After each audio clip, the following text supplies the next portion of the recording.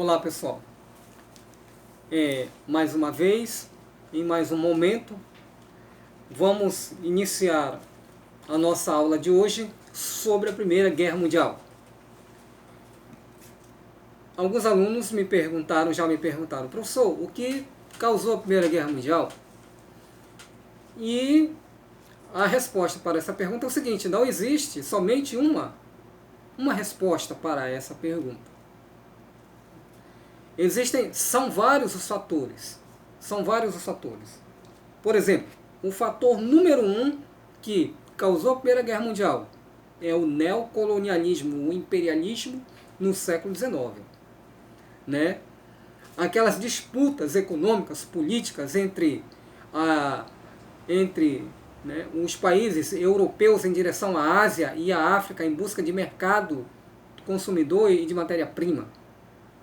Isso aí é a causa número 1 da guerra. Mas existem outras causas que a gente vai aqui enumerando aqui. Por exemplo, nós vamos ter dentro da Europa também o chamado revanchismo francês. Em 1870 a França vai entrar numa guerra junto com a Prússia. E essa guerra é chamada de Guerra Franco-Prussiana.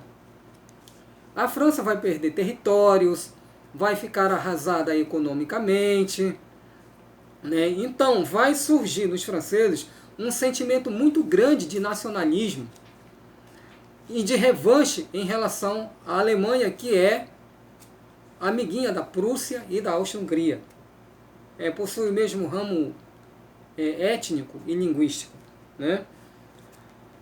Além do mais, os alemães e os italianos chegaram muito tarde, né, na partilha da África e acharam que foram injustiçadas no Tratado de Berlim. Então, os países europeus começaram, diante de uma iminente guerra, de uma iminente problemática entre eles, a se armar.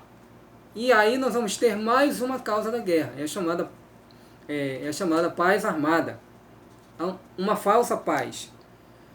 Para isso, esses países tiveram que fabricar armamentos, né? Uma indústria bélica, novos armamentos começam a surgir na Europa.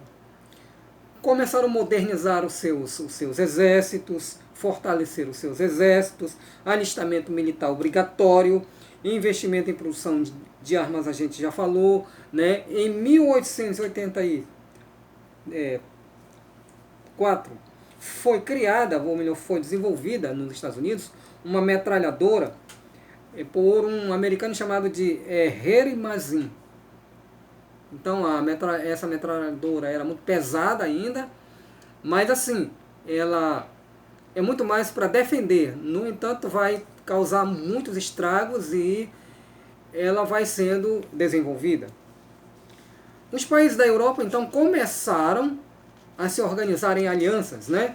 E nós vamos ter, portanto, a Alemanha, a Áustria-Hungria e a Itália se unem e formam um bloco. Formam um bloco, né? A chamada de Tríplice Aliança. Depois, no final da guerra, já na segunda fase da guerra, nós vamos ter aí que entra ao lado da Alemanha a Bulgária, né? A Bulgária e também né, a Turquia. Pelo lado da França e da Inglaterra, junta-se a França, a Inglaterra e a Rússia, depois os Estados Unidos, na chamada Aliança Entente. Uma outra questão muito séria, longe da Europa, fora da Europa, eu vou dizer assim, não longe, mas fora da Europa, é a questão do Marrocos. Essa questão é assim: a França, a Inglaterra e a Alemanha disputavam o Marrocos porque o Marrocos é uma área estratégica. Então, nessa disputa, a França sugere à Inglaterra que a Inglaterra fique com a parte francesa do Egito, a oeste do Egito, e ceda, ceda o seu lado a França, a Inglaterra ceda o seu lado no Marrocos para a França. A Inglaterra aceitou, mas a Alemanha achou que estava havendo uma traição entre a Inglaterra e a França. Então resolveu suscitar movimentos nacionalistas dentro do Marrocos. Ora, seus senhores, essa situação ela só foi contornada diante de um acordo entre a França e a Alemanha. A França ficaria com o lado alemão no Marrocos e a Alemanha ficaria com o lado francês lá no chamado Congo francês. Congo francês. Então foi aí resolvida. O problema foi então solucionado. Um outro problema que levou à Primeira Guerra Mundial, causador da guerra, é a chamada questão dos Balcãs. Os Balcãs é uma região que fica ali a leste do Mar Adriático. Envolve ali alguns países, como por exemplo a Grécia, a Sérvia, né, e a Croácia, a Bulgária mesmo, e a própria Turquia. Então ali fica os Balcãs. E a Bósnia Herzegovina, que também é um país eslavo e é um país báltico, foi anexada pela Áustria-Hungria no ano de 1908.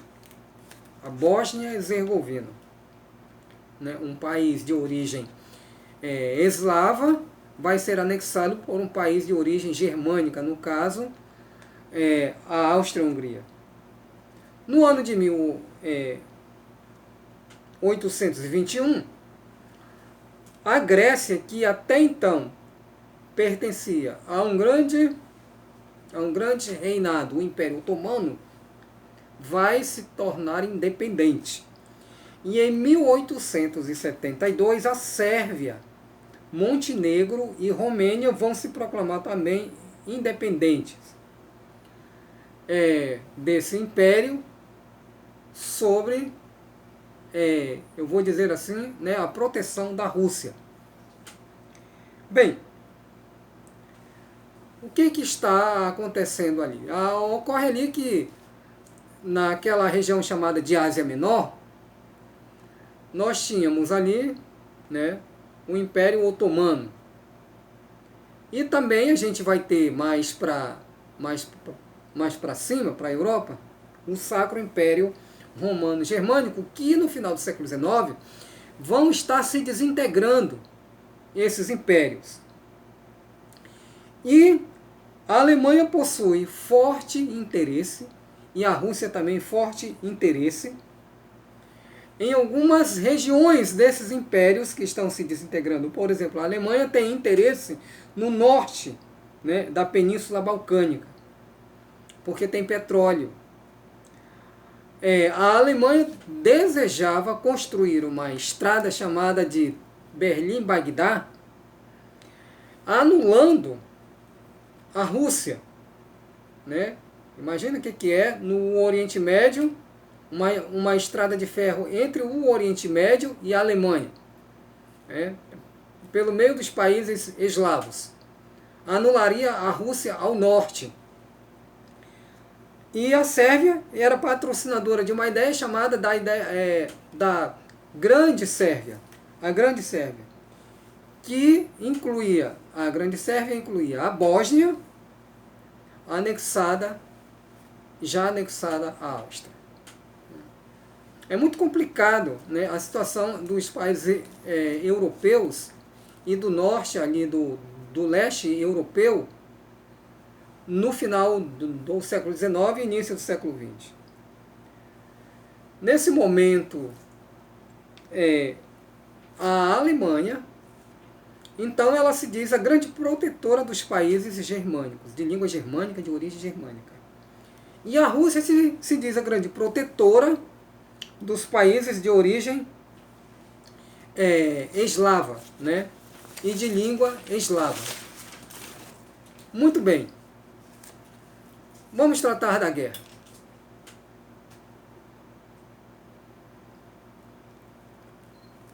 O que nós acabamos de ver aqui foram as causas reais da guerra, mas não as causas imediatas da guerra. Né? No dia 28 de julho de 1914, inicia-se a Primeira Guerra Mundial. Causa imediata da guerra. A desculpa da guerra. O fato que levou ao início da guerra. O acender a pólvora, vou dizer assim. Foi o assassinato do príncipe Francisco Ferdinando da Áustria, que estava na cidade de Sarajevo, na Bósnia. Ele foi assassinado, ele e sua esposa, por um jovem chamado de Gavrilo Príncipe, e esse jovem era sérvio. Então ele era um ativista de uma instituição chamada Mãos Negras, ou Mão Negra, né? Mão Negra. O que acontece? No dia 28 de junho, portanto, o assassinato acontece e um mês depois a guerra inicia. Por quê? Porque nesse meio aí, nesse período aí, a Alemanha, junto com a Áustria e a Hungria, vão exigir da Sérvia que a Sérvia entregue o assassino para ser julgado de acordo com as leis germânicas vigentes então. A Sérvia se recusou a fazer isso. Então, a Áustria resolveu, no dia 28 de julho de 1914, resolveu invadir, portanto, a Sérvia. Ao invadir a Sérvia, a Rússia vai se doer pela Sérvia e invade a Áustria-Hungria. A Alemanha, que está ao lado da Áustria, vai declarar guerra à Rússia e à França. Vai avançar e vai acionar na parte insular da Europa, a oeste, no caso, a Inglaterra. A Alemanha avança sobre a França através da Bélgica e a Inglaterra, portanto, declara guerra à Alemanha. O Japão, do outro lado do mundo, também declara guerra à Alemanha em 23 de 8 de agosto de 1914. Então aí nós vamos ter aí uma guerra de movimentos, né, entre os países. Efeito dominó. A segunda fase da guerra, essa fase aí, inicial de um declarar guerra ao outro, é uma fase de movimentos da guerra, né? Mas essa fase evolui para uma fase medíocre da guerra, vou dizer assim. É chamada de Guerra das Trincheiras. É onde ambos os lados da guerra, tanto da aliança, tanto da Tríplice Aliança como da Aliança Entente, vão se cavar vários buracos. E que aí é para se proteger das balas, né? Vejam que a guerra nesse momento aí ainda é a nível de metralhadora, a nível de rifle ainda, né? Então, se faz valas, fazem-se valas muito grandes dentro da terra para se proteger e a guerra não avança. Dentro desses buracos, na Guerra das Trincheiras, o que nós vamos experimentar, né, o que os soldados vão experimentar dentro desse ambiente aí é um ambiente inóspito, né, e de terríveis condições de vida. Por exemplo, lama, muita lama, chovia, molhava tudo, e os soldados andando para lá e para cá, então muita lama, com as botas cheias de água, ficavam dias com seus pés molhados, portanto isso aí fazia com que muitos soldados adoecessem dos pés, além dos corpos mortos que tinham que ser enterrados ali mesmo. E essas trincheiras, dentro desses buracos, ocorria uma incidência de ratos e baratas muito grande, gerando muita doença. Dentro dessas trincheiras se fazia as necessidades fisiológicas, fezes, urina, né, eram feitos ali mesmo, portanto, morria muito soldado devido a essas condições sanitárias insípidas dentro das trincheiras. Mas a guerra vai evoluir, né? Então, novas armas vão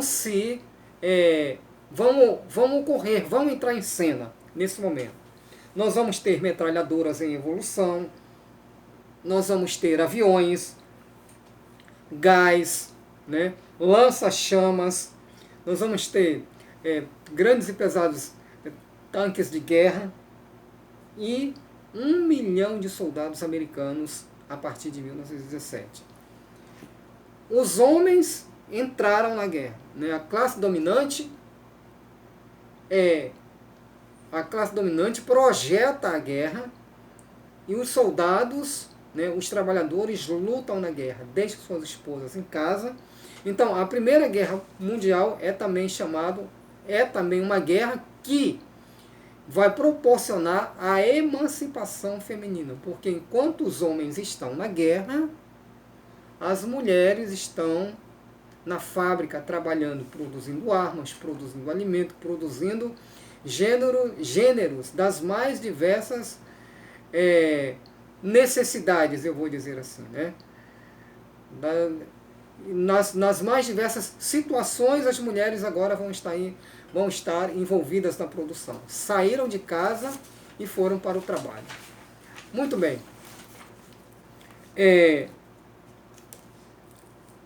Nesse momento da guerra, do início da guerra, né, nós vamos ter aqui alguns tratados. Por exemplo, a Itália, que estava do lado da Alemanha, mas não entrou na guerra, vai entrar na guerra ao lado da Inglaterra. Fazem um tratado, um acordo secreto a Inglaterra com a Itália. Então a Itália entra na guerra ao lado da Alemanha, ou melhor, ao lado da Inglaterra, né? E seria uma grande proposta para a Itália, que a Itália, ao final da guerra, ficaria com muitas áreas, né? Muitas áreas territoriais pertencentes à Áustria-Hungria.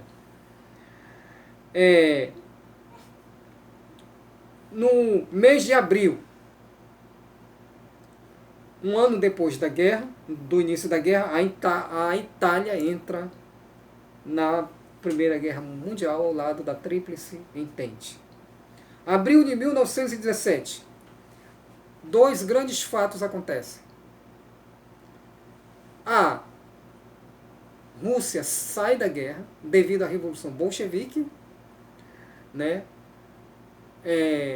O Lenin, ao assumir, retira a Rússia da guerra e Lenin não, né? Os mencheviques retiram a Rússia da guerra e os Estados Unidos entram na guerra. Antes de entrarem na guerra, os Estados Unidos fornecem aos países europeus, né, alimentos, mantimentos, vários produtos. Então, diante dessa amizade entre os americanos e os europeus, então a Alemanha começa, né, a blefar os Estados Unidos, né? E aí vai atacar navios da Marinha Mercante americana. E do Brasil também, né? Então os Estados Unidos declaram guerra à Alemanha e o Brasil também declara guerra à Alemanha. Só que o Brasil não envia soldados efetivamente, né? O Brasil envia material cirúrgico, médicos, né, e um apoio logístico à aviação da chamada Aliança Entente. Os Estados Unidos, juntamente com a França e a Inglaterra, portanto, esmagam a Alemanha, porque os Estados Unidos não estão na guerra, não estavam na guerra. Desde 1914 não estavam na guerra, então assim que nem um jogador que entra no final dos últimos minutos, né, da partida de futebol. Descansado, não foi afetado, nem os Estados Unidos nem o Japão foram afetados pela guerra, mas a Europa está em cinzas. Final da guerra, portanto, no ano de 1918. Guilherme II da Alemanha é obrigado a abdicar. O Guilherme II é obrigado a abdicar. Aqui a gente vai ter, portanto, algumas considerações em relação ao fim da guerra. Surge no final da Primeira Guerra Mundial novos países. Letônia, Lituânia, Bósnia, Iugoslávia e a Tchecoslováquia, entre outros países que surgem, né? E os impactos da Primeira Guerra Mundial? Nós vamos ter aqui o seguinte: dissolução dos impérios austro-húngaro, dos Habsburgos e o Império Otomano, né? E o fim definitivo do Império Sacro, do Sacro Império Romano Germânico. E o fim também do Império Russo, né? E a Turquia fica sob o domínio dos Estados Unidos. Nós vamos ter aqui o seguinte: a Mesopotâmia fica com a Inglaterra, colônia. A guerra vai surtir um efeito de 20 milhões de mortos, mais ou menos. Existem, né, controvérsia, fica entre 10 e 20 milhões de mortos.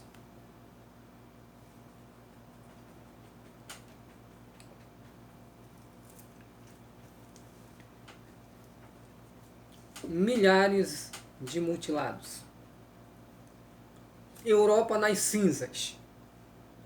O endereço do domínio econômico do mundo sai da Inglaterra e agora fica com os Estados Unidos. Sai da Inglaterra e vai para os Estados Unidos.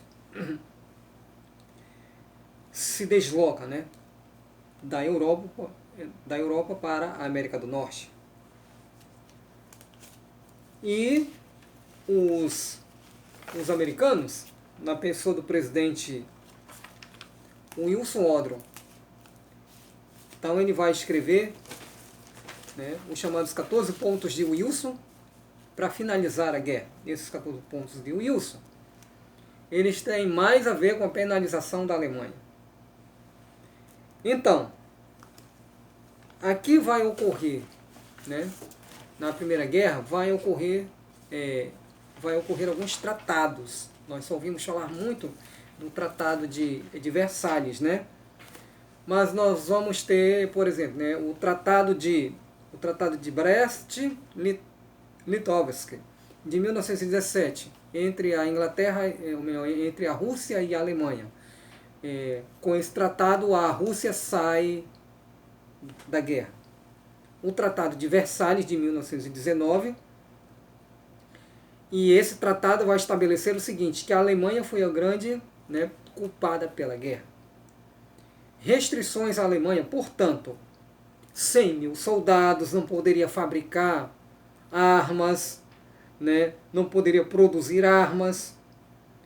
A Alemanha deveria devolver territórios, inclusive a Alsácia-Lorena, que pertencia antes à França na Guerra Franco-Prussiana. A Alemanha ficou com esse território e agora vai devolver à França. E vai pagar indenização. Isso ficou estabelecido no Tratado de Versalhes. Um outro tratado é o de Saint-Germain, em La. Esse tratado aí, ele desfaz o Império Austro-Húngaro dos Habsburgo, né, e transforma esse grande império em vários estados livres independentes. Um outro tratado é o de Neuilly, de 1919, também. A Bulgária devolve territórios para a Iugoslávia, Romênia e Grécia. Um outro tratado é o Tratado do Trianon. A Hungria perde territórios, 2/3 do seu território para a Romênia, né, e paga também indenizações. Um outro tratado é o Tratado de Sèvres, de 1920. E depois esse tratado é refeito com um novo nome, né, o Tratado de Lausanne, 1923. Ele desmantela o Império Otomano, né, e a Turquia fica com a Anatólia, a Inglaterra com a Palestina e a Mesopotâmia, e Síria e Líbano vão para a França. Então o mundo aqui, embora os países europeus estivessem nas cinzas, mas eles vão continuar ainda sob o sim dos Estados Unidos, países imperialistas. Portanto, finalizando, aqui nós vamos descrever os 14 pontos de Wilson, né, que põem fim à guerra e são as regras para o final da guerra. É claro que esses 14 pontos de Wilson, né, do Wilson Odron, do presidente Wilson Odron, ele tem muito a ver com as penalizações da Alemanha, né?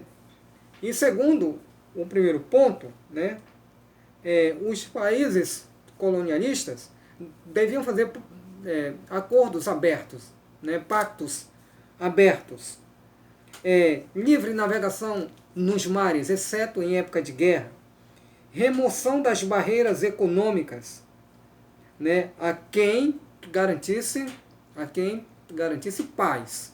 Remoção das barreiras econômicas a quem garantisse a paz. Redução de armas.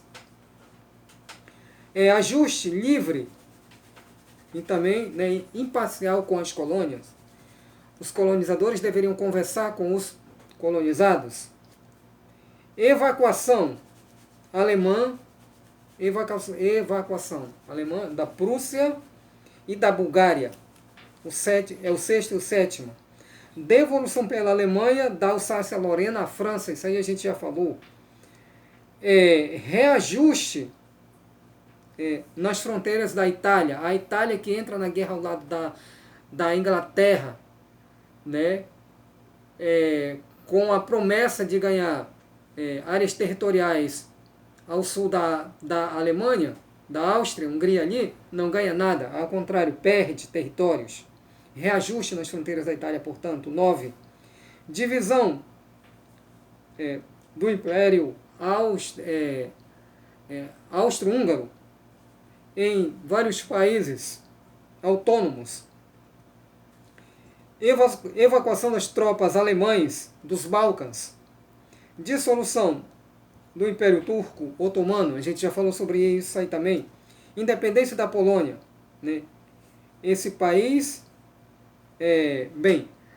a Alemanha devia e a Áustria, a Hungria, deveria devolver territórios a esse país, a Polônia.